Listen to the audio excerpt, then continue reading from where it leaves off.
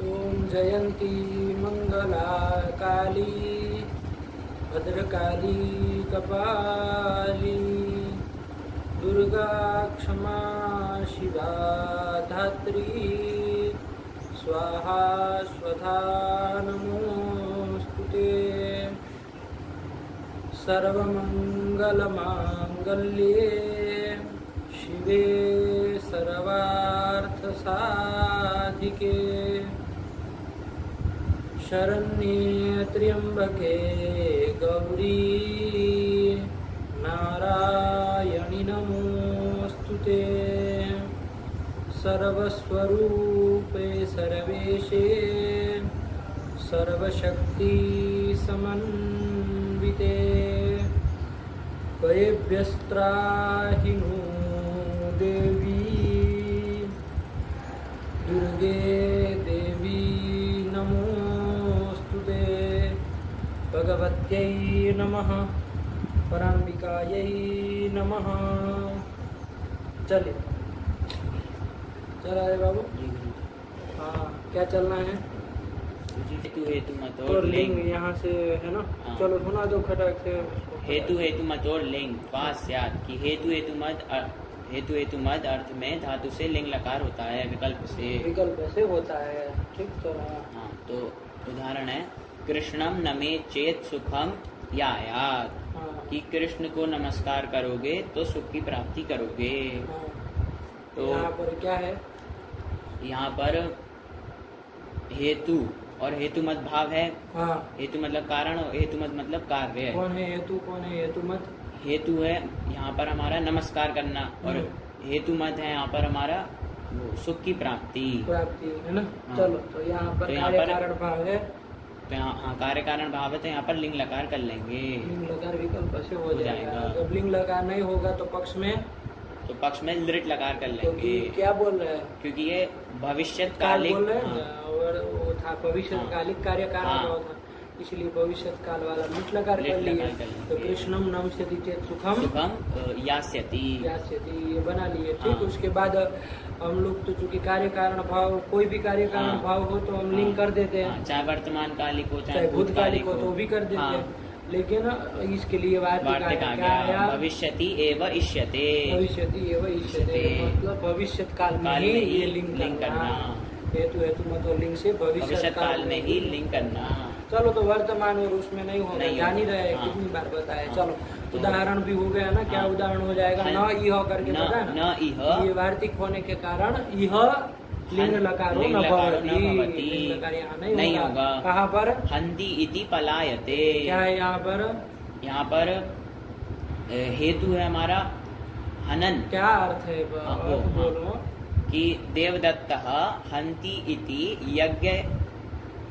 यज्ञदत्तः पलायते। कि जब क्या देवदत्त मार रहा होगा तो मार रहा है। हाँ देवदत्त मार रहा है तो यज्ञदत्त भाग रहा है, इसलिए यज्ञदत्त भाग रहा है। चलो तो कार्य कारण भाव है। हाँ। हनन और पलायन के बीच कार्य कारण भाव है ना। कौन कार्य है, कौन कारण है? यहाँ पर कार्य है हमारा पलायन और कारण है हनन। तो चलो तो यहाँ पर क्या हो जाएगा? तो लिंग होना चाहिए था लेकिन नहीं हुआ। क्योंकि कौन काल है ये? भविष्य काल नहीं है। नहीं ना हमको कहना है। अरे वो मार रहा है तो भाग रहा है, ये कह रहे तो वर्तमान काल है ना। तो इसलिए यहाँ पर लिंग नहीं होगा। तो कौन सा होगा? वर्तमान से लट हो जाएगा वर्तमान काल को। चलो तो वही बना लिया। चलो आगे फिर ऐसे ही भूतकाल में भी नहीं होगा। ठीक है ना। चलो फिर क्या आया? फिर विधि निमंत्रणेति लिंग। विधि निमंत्रण सूत्र से भी लिंग होता है ना। सूत्र हम लोग पढ़ चुके हैं। विधि आदि अर्थों को यहाँ इन्होंने बताया है एक करके। क्या है विधि? बराबर विधि ही प्रेरणम। प्रेरणम अर्थात प्रेरित करना। भृत्यादि निकृष्टस्य प्रवर्तनम। कि भृत्यादि जो निकृष्ट लोग हैं उनको प्रेरित करना। देखो बाबू प्रेरित करना चारों में होगा। पहले जो चार है ना सब में प्रेरित करना तो सब में होगा है ना। अरे कोई कहीं न कहीं किसी का चाहे उधर नाती को प्रेरित कर रहा है, चाहे उधर आगे जाएंगे तो प्रेरित करना तो सब जगह आ ही रहा आया ना। तो जो प्रेरित करने में ही आपको अंतर करना है कि किसमें क्या है, विधि में क्या अंतर है, निमंत्रण में क्या अंतर है, आमंत्रण में क्या अंतर है, अधिष्ट में क्या अंतर है, ये सूक्ष्म अंतर आपको निकालना है। बाकी प्रेरित करना, प्रेरणा देना तो होगा ही, किसी न किसी को तो लगा ही जाएगा काम में। तो यहाँ पर जो कह रहे हैं उसके अनुसार विधि में किसको कह रहे हैं, तो इसलिए आगे एक एक वाक्य लिखना पड़ रहा है। वो बताना पड़ रहा है कि भाई स्पष्ट कर रहा है, जो सबको अलग करना पड़ेगा ना चारों को, क्योंकि आचार्य ने उसमें विधि, निमंत्रण, आमंत्रण, अधिष्ठ सब लिखा है। यदि सब में लिख दिया होता ना प्रवर्तना, तब काम खत्म हो जाता है, क्योंकि प्रवर्तन करना तो सब में है, तो सबको पकड़ लेते हम एक ही बार में। लेकिन आचार्य ऐसे एक रूप से नहीं बोल रहे, अलग अलग कह रहे हैं, विधि भी कह रहे हैं, निमंत्रण, आमंत्रण, तो सबका सूक्ष्म अंतर समझना है कि क्या अंतर है सबों में। आया कि नहीं आया? खाली प्रवर्तन खाली करेंगे तो काम नहीं चलेगा, फिर अंतर नहीं कर पाओगे ना। नहीं कर पाओगे। अरे प्रवर्तन तो इसमें जैसे विधि में भी प्रवर्तन नहीं है। अरे कोई बड़ा आदमी है, वो छोटे जो वृत्ति आदि है उसको क्या करता है, प्रेरित कर रहा है, प्रवर्तन करा रहा है, किसी काम में प्रवृत्त करा रहा है कि नहीं? निमंत्रण में ऐसा नहीं है क्या? निमंत्रण में भी तो वो जो है वो श्राद्ध भोजन में क्या करा रहा है, दोहित्र को, लड़की के लड़के को, नाती को क्या करा रहा है, प्रेरित कर रहा है, प्रवर्तन, भाई तुम यहाँ खाओ। तो देखो प्रेरित करना तो सब में आ रहा है। लेकिन फिर उसमें देखो पिता अपने पुत्र को लेके गया, गुरु के पास कहा कि आप इनको व्याकरण पढ़ाइए, तो गुरु जी को प्रेरित ही तो कर रहा है, प्रवृत्ति तो करा रहा है पढ़ाने की क्रिया में। तो फिर तो प्रवर्तना तो सब जगह है, तो अंतर क्या है? विधि, निमंत्रण, आमंत्रण और अधिष्ठ, इन सब में अंतर क्या है? इसको ध्यान से बोलना पड़ेगा एक एक चीज को, नहीं समझे? समझे। तो चलो बोलो फिर क्या है? विधि बराबर प्रेरणा, सामान्य रूप से। फिर उसको स्पष्ट किया कि भाई वृत्त्यादेः निकृष्टस्य प्रवर्तनम, कि वृत्त्यादि जो निकृष्ट लोग है ना, उसको प्रेरित करना है ना, किसी काम में लगाना, भाई तुम ये करो वो करो। चलो क्या उसका उदाहरण दे दिया, यजेत। यहाँ पर ये वैदिक वाला वाक्य दे दिया, क्योंकि वेद भी तो, वेद की अपेक्षा बाकी सब निकृष्ट होते हैं, इसलिए उसको वो भी विधि करेगा, यजेत, याद करो, प्रेरित किया जा रहा है। वहाँ पर सिद्धांत कौमुदी वगैरह में देखोगे ना टीका टिप्पणी, तो वहाँ दिया भवान वस्त्रम क्षालयेत्, तुम कपड़े धो, लगाया जाता ना नौकर आदि जो कोई होता है तो उसको इस तरह से लगाए, तो क्षालयेत् है ना कि दो, तो यहाँ विधि लकार कर दिया विधि अर्थ में, ठीक है। इन्होंने यजेत लिखा, कोई गलत नहीं, ठीक है ना, ये भी विधि ही है, यजेत भी विधि ही है, प्रेरित करना ही है, निकृष्ट कुल को अपने से निकृष्ट को प्रेरित करना। चल हो गया। चलो फिर कौन आया? निमंत्रणम नियोग करना मतलब नियुक्त करना, विनियोग करना। कहीं पर आया कि नहीं आया? जैसे और उसको स्पष्ट करिए। अरे नियोग तो उसमें भी नियोग करना ही था, है ना? क्या अंतर पड़ेगा? तो क्या कहेंगे फिर? आवश्यक श्राद्ध भोजनादौ दौहित्रादेः प्रवर्तनम।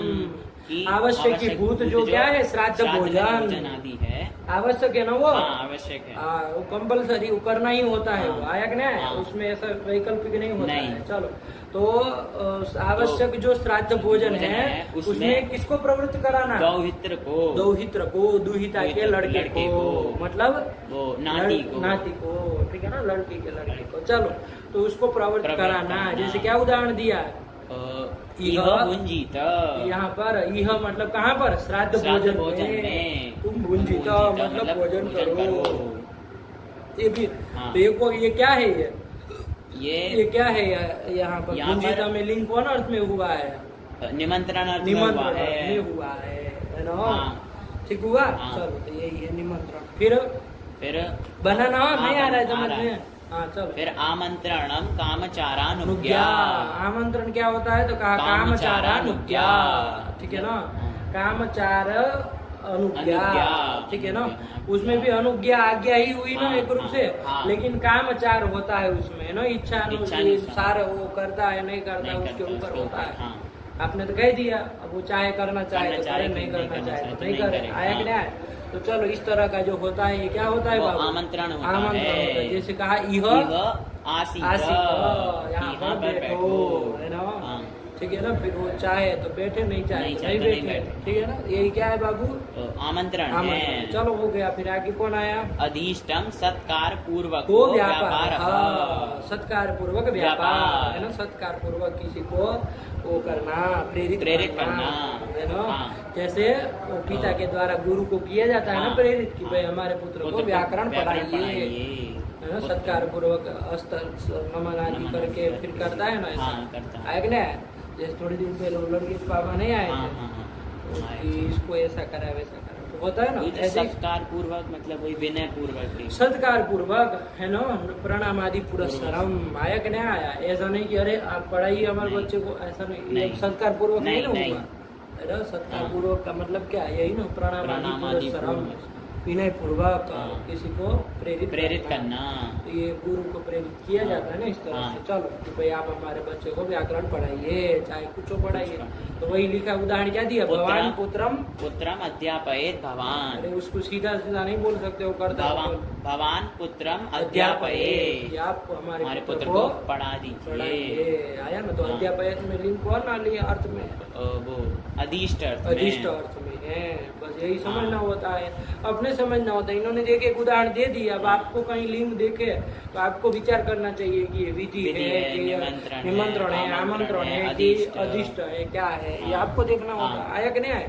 चलिए फिर संप्रश्नम संप्रधारणम। संप्रश्न क्या होता है? संप्रधारणम, निश्चय करना, निश्चय करणम कर दिए थे ना ये सब टिप्पणी। हाँ, तो याद रखोगे तो काम देगा, वरना फिर कहोगे संप्रदान क्या होता है। अरे निश्चय करना है, किसी चीज में संकल्प विकल्प है तो उसको निश्चय करना कि क्या, जैसे उदाहरण दिया किम भो व्याकरणम वेदम अधीय उत तर्कम, कि भाई किम भो कि अरे आचार्य में वेद पढ़ू, उत का मतलब अथवा तर्क शास्त्र पढ़ू, न्याय शास्त्र पढ़ू, क्या पढ़ू।